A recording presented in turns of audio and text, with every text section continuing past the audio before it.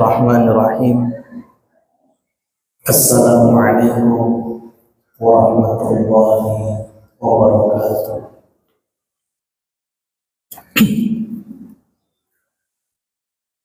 Alhamdulillahirabbil alamin.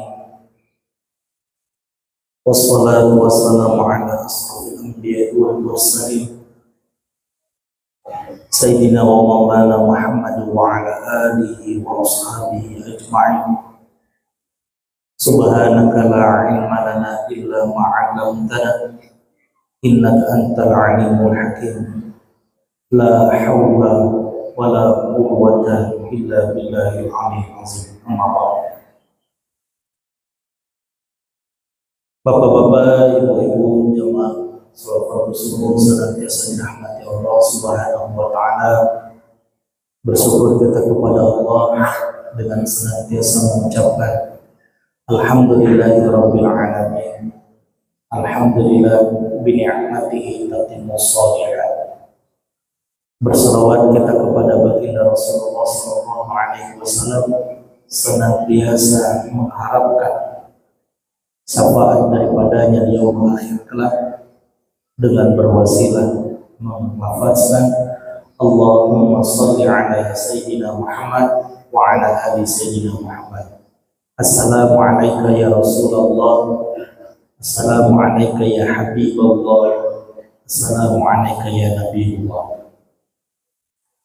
Bapak Ibu jemaah yang dirahmati Allah Subhanahu wa taala, sebelum bersama-sama kita berbahagia melalui kisah para sahabat Rasulullah SAW, baik diantaranya kita mengawali niat iktikaf agar apa yang kita laksanakan, apa yang kita kerjakan bernilai ibadah di sisi Allah Subhanahu wa taala, dengan bersama membaca Bismillahirrahmanirrahim. Nawaitu an a'takifa fi hadzal masjid sunnatanillahi ta'ala. Sengaja aku beriktikaf di masjid ini karena Allah Subhanahu wa ta'ala. Bapak Ibu jamaah yang dirahmati Allah Subhanahu wa ta'ala, beberapa waktu lalu sama-sama kita mengkaji ulang ataupun mengulang kaji sirah sahabat, kisah sahabat, yang diantaranya datang dari sahabat Rasulullah Sallallahu Alaihi Wasallam yang bernama Abu Ayyub Al-Ansari, yang sama-sama kita kenal. Beberapa waktu lalu kita kaji siapakah nama aslinya yang dijuluki sebagai Abu Ayyub Al-Ansari.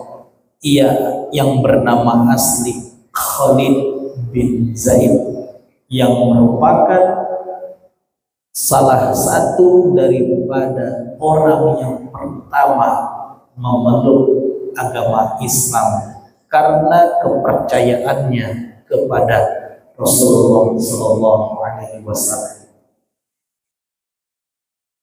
Pantas kemudian jamaah yang dirahmati Allah Subhanahu wa taala, kita pun telah mengkaji baik melalui cerita yang dimaksud bersumber daripada hadis Rasulullah Sallallahu Alaihi Wasallam, diriwayatkan pula para sahabat-sahabat yang bersaksi bahwasanya sahabat Rasulullah yang bernama Abu Ayyub Al-Ansari benar-benar memiliki keutamaan dan keistimewaan yang tidak sama dengan sahabat-sahabat lainnya.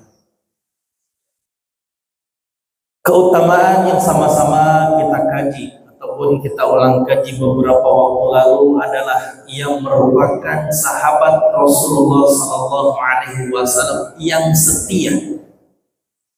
Dari manakah kita mengetahui bahwasanya Khalid bin Zaid atau Abu Ayyub Al-Ansari merupakan sahabat yang paling setia? Karena ketika Rasulullah Sallallahu Alaihi Wasallam memulai hijrah dari kota Makkah menuju Madinah, pada zaman dahulu disebut dengan kota Yasrib, sahabat Rasulullah Sallallahu Alaihi Wasallam yang bernama Khalid bin Zaid atau Abu Ayyub Al-Ansari merupakan yang pertama rumahnya didiami oleh baginda Rasulullah Sallallahu Alaihi Wasallam. Dari manakah kisah yang sama-sama kita ambil? Berawal daripada kisah yang sama-sama kita pula kenal dengan selawat Tola'al Badr. Tatkala Rasulullah Sallallahu Alaihi Wasallam datang ke Madinah, disambutlah oleh para sahabat, kaum Ansar dan kaum Muhajir.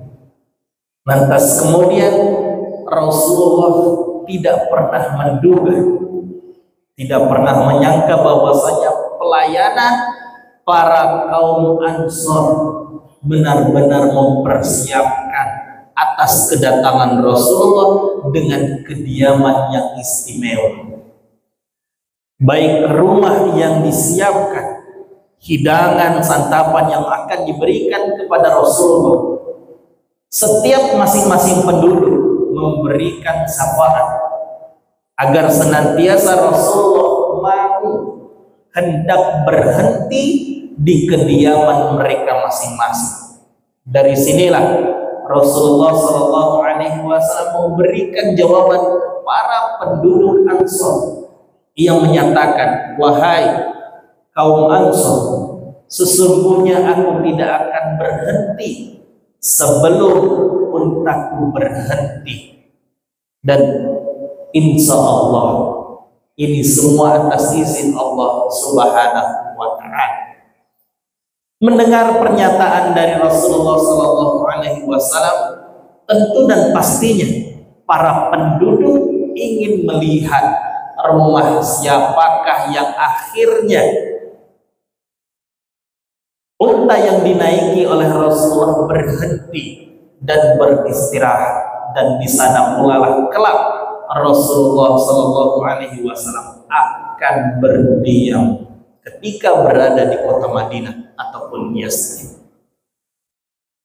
Setelah melalui beberapa rumah yang dilewati Rasulullah bersama dengan para penduduk yang mengiringinya, lantas kemudian 1, 2, 3 rumah yang istimewa, yang mewah, tidak berhentilah seekor unta tersebut.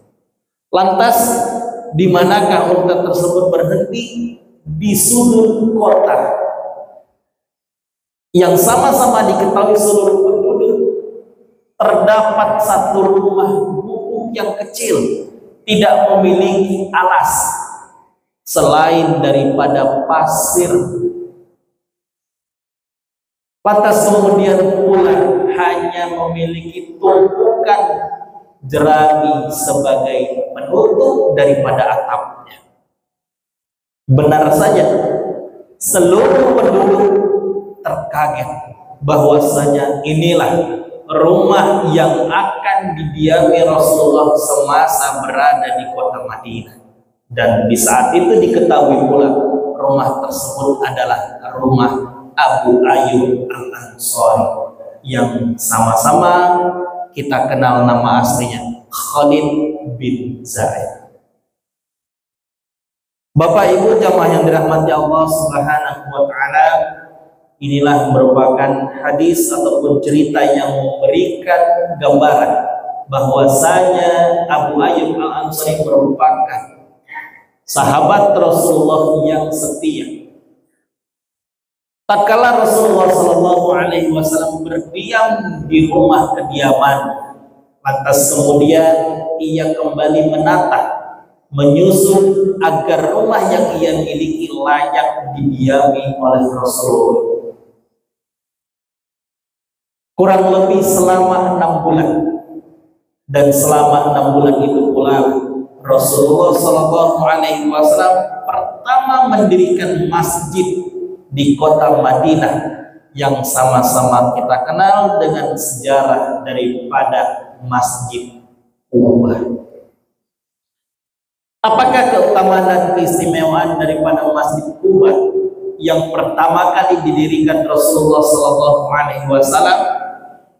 Dijelaskan di dalam hadis Rasulullah SAW, barang siapa berjalan dari rumahnya setelah ia berwudu, lantas kemudian menuju ke Masjid Quba, melaksanakan sholat sunnah 2 rakaat, maka pahalanya sama dengan pahala umroh. Dari sini Bapak Ibu jamaah yang dirahmati Allah Subhanahu wa taala, tentu dan pastinya saat ini yang sama-sama kita kenal, ataupun saat ini pula Bapak Ibu semua bisa memperdalam, mengetahui keutamaan dan keistimewaan setiap daripada sejarah yang terdapat daripada kota Madinah. Salah satu di antaranya adalah Masjid Quba. Maka tidak salah ketika para tamu Allah Subhanahu wa taala mereka berada di kota Madinah, mereka tidak pernah melupakan untuk dapat berkunjung di Masjid Quba. Berapa jarak antara Masjid Nabawi dan Quba? Kurang lebih jaraknya 10 km. Lantas bagaimanakah akses yang dapat diraih setiap masing-masing orang yang berkunjung ke Masjid Quba? Rasulullah SAW, tepatnya di hari Kamis yang sama-sama kita sedang berada di dalamnya, Rasulullah selepas melaksanakan sholat sunnah Isra. Sebentar lagi Bapak Ibu mungkin kita sama-sama melaksanakan sholat Isra. Rasulullah tidak pernah melupakan berjalan dari Masjid Nabawi menuju Masjid Quba hanya untuk melaksanakan sholat sunnah. Maka tentu dan pastinya pula kita akan menemukan jalan yang membedakan antara jalan yang biasa dilalui bus atau kendaraan besar ketika kita berada di hotel menuju Masjid Quba.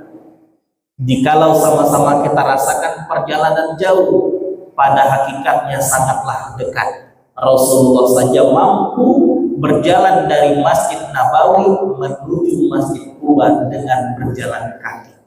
Arti dan maksudnya adalah sangat dekat. Maka jangan sampai kita melupakan tatkala kita semua dikaruniai rezeki yang lapang, rezeki yang banyak untuk dapat berziarah di kota Madinah, untuk dapat pula melaksanakan sholat di Masjid Quba. Bapak Ibu jamaah yang dirahmati Allah Subhanahu wa taala, inilah salah satu daripada keutamaan yang berasal daripada sahabat Rasulullah yang bernama Khalid bin Zaid atau Abu Sufyan Al-Ansari, Abu Ayyub Al-Ansari. Maka Rasulullah berdiam dirilah di rumahnya kurang lebih selama 6 bulan selama proses pembangunan Masjid Quba. Lantas kemudian keutamaan dan keistimewaan lainnya, sahabat Rasulullah yang bernama Abu Ayyub Al-Ansari merupakan sahabat yang senantiasa istiqomah mengikuti perperangan, baik yang disertai oleh Rasulullah maupun ketika Rasulullah SAW telah wafat, ia pun tetap mengikuti perperangan. Bapak Ibu jamaah yang dirahmati Allah Subhanahu wa taala, apakah yang mendasari, yang menjadikan sahabat Rasulullah Abu Ayyub Al-Ansari senantiasa menyerahkan diri dengan takwa sebenar-benarnya kepada Allah?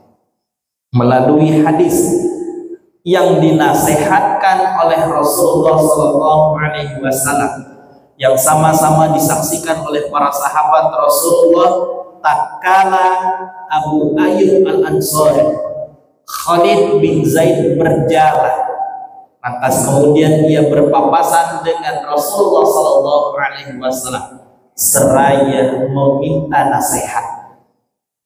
Nasihat ini pula telah sama-sama kita kaji beberapa waktu lalu. Salah satu di antara nasihat tiga yang diberikan Rasulullah. Yang pertama adalah idza qumta ila shalah fassallu sholata muwaddin.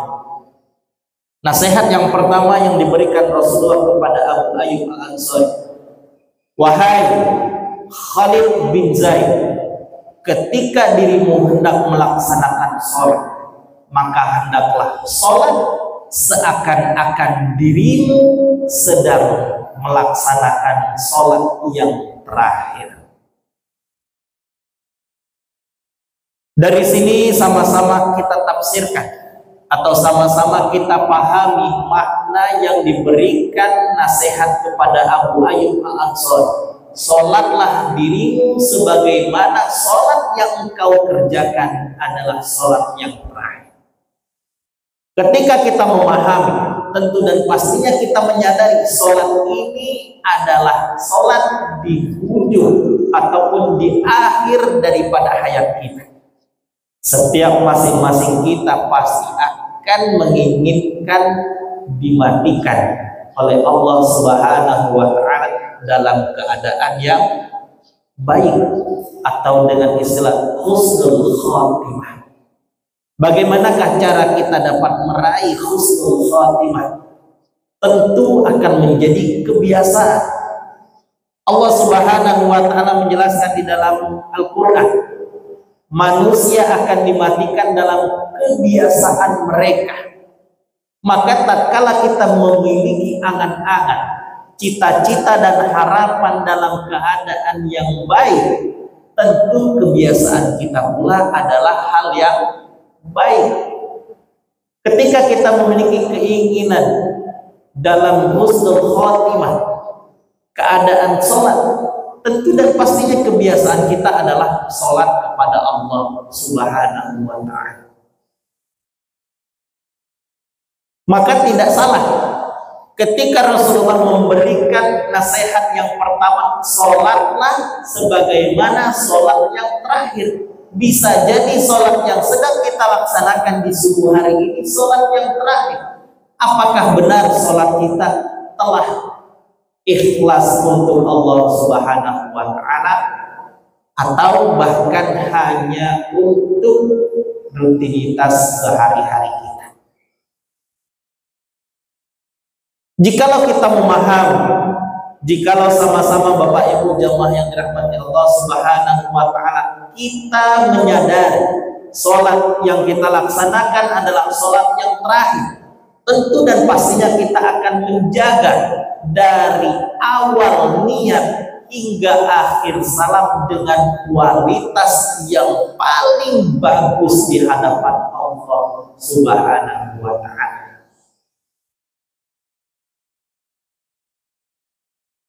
Tentu dan pastinya pula kita berusaha menjaga berawal dari wudu, pakaian yang kita miliki, tempat yang sama-sama kita akan laksanakan sholat, dan pastinya bacaan setiap yang keluar dari lisan kita adalah bacaan yang terbaik, karena yang sama-sama kita sadari adalah sholat yang terakhir. Dari nasihat ini pula menggambarkan kepada kita bahwasanya setiap apa yang kita lakukan akan menjadi saksi di hadapan Allah Subhanahu wa Ta'ala. Inilah nasihat yang pertama yang datangnya daripada Rasulullah untuk sahabat Rasulullah Abu Ayyub Al-Ansari, tentu dan pastinya pula sampai kepada kita umat yang diridhoi oleh Allah Subhanahu wa Ta'ala. Jamaah yang dirahmati Allah Subhanahu wa Ta'ala, nasihat yang kedua yang disampaikan oleh Rasulullah kepada Abu Ayyub Al-Ansari, idza takallamta fala tatakallam an ta'tadiru ghadan. Artinya adalah, jikalau dirimu hendak berbicara, jangan sampai pembicaraanmu tersebut akan menimbulkan penyesalan di kemudian hari, baik di hari esok maupun di hari kiamat kelak. Arti dan maksudnya adalah senantiasa mengajarkan kepada kita untuk menjaga lisan. Sebelum kita berbicara, agar memikirkan kepada siapa kita akan berbicara, di mana kita berbicara, dan akan memberikan kesan yang baik atau sebaliknya menimbulkan permasalahan atas dari apa yang kita keluarkan melalui pembicaraan kita. Setelah sama-sama kita sadar, melalui pembicaraan pula akan timbul yang sama-sama kita ketahui penyakit daripada lisan adalah ghibah. Di dalam Al-Quran Allah jelaskan, tatkala kita membicarakan orang lain sama dengan halnya kita memakan daging saudara kita sendiri. Namimah, adu domba, sama dengan halnya kita memberikan hal yang tidak baik kepada saudara-saudari kita. Dusta, bahkan berbagai macam penyakit yang timbul daripada pembicaraan. Maka tidak salah pula Khalifah Ali bin Abi Thalib, Sayyidina Ali bin Abi Thalib memberikan nasihat kepada pengikutnya. Begitu pula kepada kita, apakah nasihat yang disampaikan oleh Sayyidina Ali bin Abi Thalib? Ketika berbicara, hendaklah senantiasa kita menyadari seutuhnya sebelum keluar daripada lisan kita. Ini pula yang disampaikan oleh Rasulullah kepada Khalid bin Zaid, jangan sampai menimbulkan penyesalan. Arti dan maksudnya, apa yang keluar akan dimintai pertanggungjawaban oleh Allah.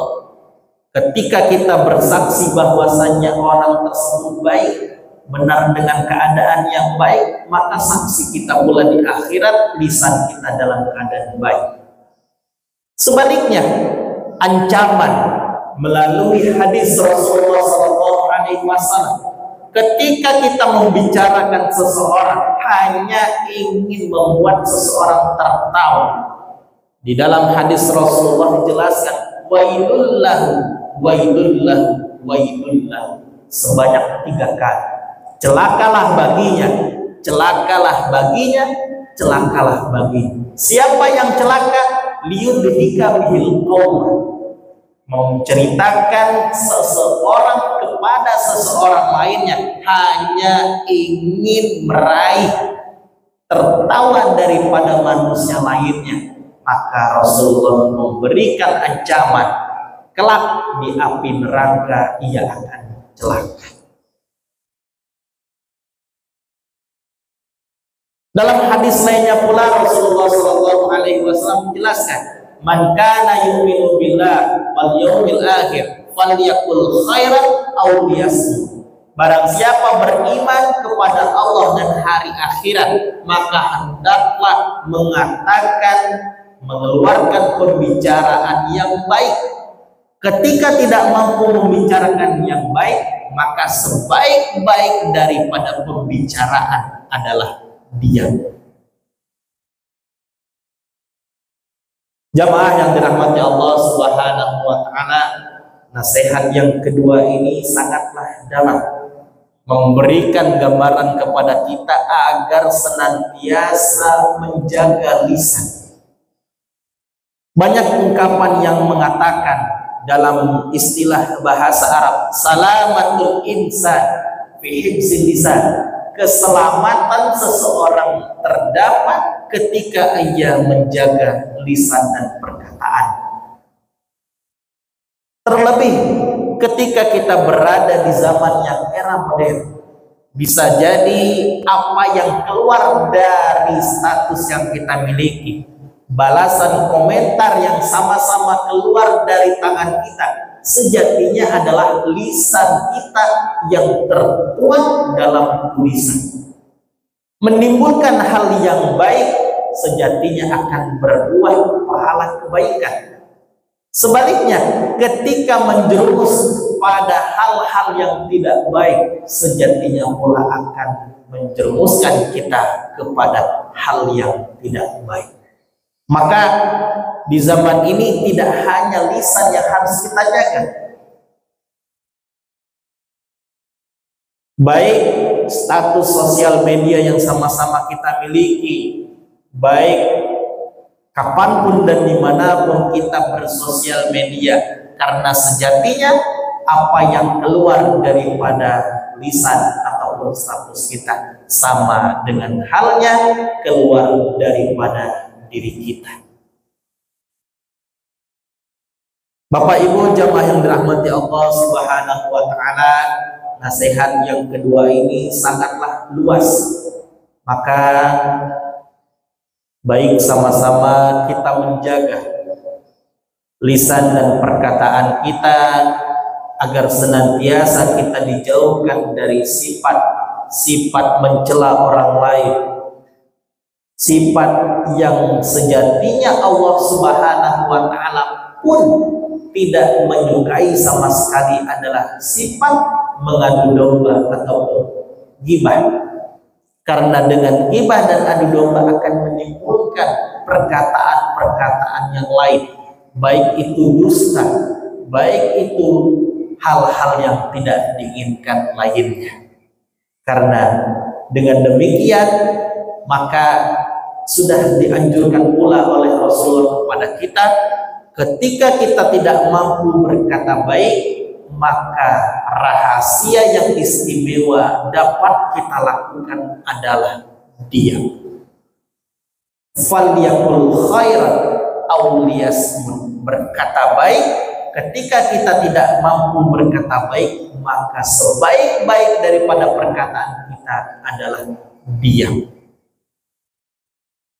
Bapak Ibu jamaah yang dirahmati Allah Subhanahu wa taala, dari dua nasihat yang sama-sama telah kita kaji ataupun kita ulang kaji pada pagi hari ini sangat memberikan muhasabah yang besar.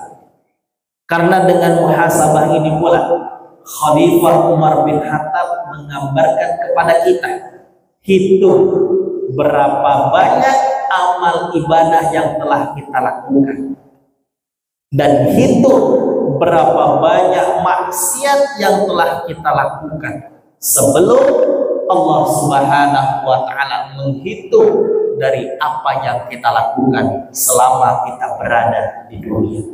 Artinya dari dua nasihat yang diberikan Rasulullah kepada Abu Ayyub Al-Ansari telah memberikan gambaran kepada kita bahwasanya nasihat yang pertama, sholat adalah hal yang paling utama. Awwalu ma yuhasabul 'abdu yaumil qiyamah as-shalah. Kelak di yaumul akhir, di hari kiamat yang pertama kali Allah Subhanahu wa taala minta pertanggungjawabannya adalah sholat. Maka jamaah yang dirahmati Allah Subhanahu wa taala, kapanpun dan dimanapun kita berada, jangan sekali-kali kita melupakan sholat. Lantas kemudian sholat seperti sholat yang terakhir. Maka jangan hanya kita melaksanakan rutinitas tanpa menjaga kualitas. Kita sholat namun kita lupa dengan wudhu. Ini sama dengan halnya kita tidak menjaga kualitas daripada sholat. Maka hendaklah sebelum kita bersama-sama melakukan ibadah, benar-benar kita pahami maksud, arti, dan tujuan ibadah itu sendiri, sehingga apa yang kita kerjakan benar-benar memberikan nilai yang besar, baik terhadap kehidupan kita di dunia maupun kehidupan kita kelak di akhirat. Bapak Ibu jamaah yang dirahmati Allah Subhanahu wa taala, nasihat yang terakhir yang diberikan Rasulullah SAW kepada Abu Ayyub Al-Ansari, Khalid bin Zaid, ketika berpapasan. Nasihat ini diberikan dalam perjalanan. Apakah nasihat yang terakhir?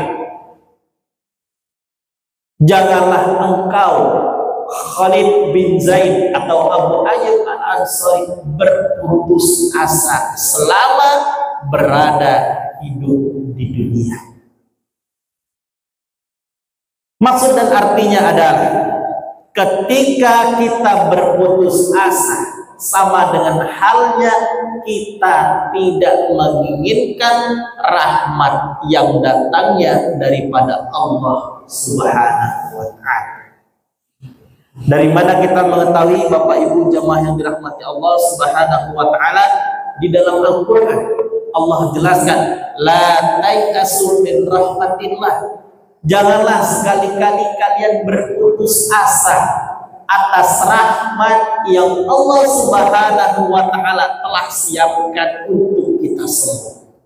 Artinya, ketika kita menyadari berapa banyak maksiat yang telah kita lakukan, berapa banyak pula hal-hal yang tidak diinginkan oleh Allah kita lakukan, sedangkan amal yang harusnya kita lakukan, perintah Allah hanyalah sedikit,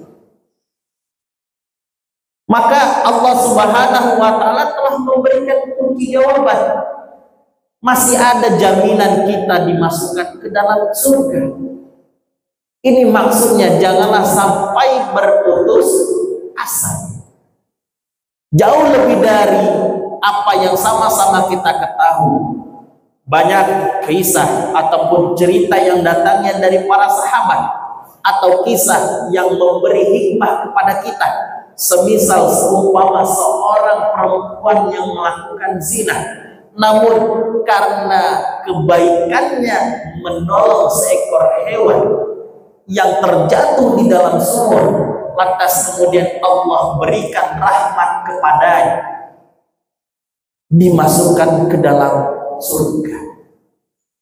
Tentu dan pastinya kita bertanya, kenapa orang tersebut, perempuan tersebut yang ahli dalam zina, kemudian dimasukkan Allah ke dalam surga hanya membantu seekor hewan yang terjatuh ke dalam sumur? Setelah sama-sama kita kaji, sama-sama kita dasar, kita pelajari, ternyata benar. Ketika kita menyerahkan diri kepada Allah, maka itulah situasi kondisi kita telah menyerahkan diri kepada Allah. Maka di saat itu pula bersegera kita untuk dapat ingat kepada Allah Subhanahu wa Ta'ala. Maka telah banyak pula contoh yang datang dari para sahabat lainnya. Seorang ahli ibadah di ujung daripada akhir hayatnya dimasukkan ke dalam neraka karena lantaran timbul terbesit dalam dirinya untuk melakukan maksiat. Sebaliknya, orang yang ahli maksiat hanya timbul pada dirinya niat untuk bertaubat kepada Allah Subhanahu wa Ta'ala. Setelah dihitung berapa banyak perjalanan yang ia tempuh, apakah lebih dekat daripada tempat yang ahli maksiat atau tempat yang menuju dirinya kepada kebaikan, maka dihitung daripada malaikat bahwasanya lebih jauh perjalanannya menuju kepada kebaikan. Maka Allah Subhanahu wa Ta'ala jamin dirinya dimasukkan ke dalam surga. Dari sini Bapak Ibu jamaah yang dirahmati Allah Subhanahu wa Ta'ala, telah sama-sama kita menyadari diri kita banyak melakukan maksiat kepada Allah, banyak melakukan hal-hal yang tidak semestinya kita lakukan, maka bersegeralah bertaubat. Bahkan di dalam hadis Rasulullah SAW dijelaskan, kullu ibni Adam khata wa khairu khata'ina tawwabun. Setiap anak keturunan daripada Nabi Adam alaihissalam memiliki kesalahan. Bahkan Nabi Adam sekalipun memiliki kesalahan. Namun Allah berikan penjelasan melalui hadis, wa khairul khata'in, sebaik-baik kesalahan adalah segera bertaubat kepada Allah Subhanahu wa Ta'ala. Inilah salah satu cara agar kita mendapatkan rahmat daripada Allah Subhanahu wa Ta'ala. Dalam artian kita tidak berputus asa dengan hal-hal yang telah kita lakukan sebelumnya. Jamaah yang dirahmati Allah Subhanahu wa Ta'ala, dari nasihat yang terakhir ini pula memberikan kita gambaran, memberikan kita pelajaran. Terdapat satu ungkapan. Dalam ungkapan Arab tersebut, innal haya'ah, sesungguhnya kehidupan terdapat dua pilihan. Pilihan yang pertama adalah putus asa. Pilihan yang selanjutnya adalah bangkit kembali menuju kepada kebaikan.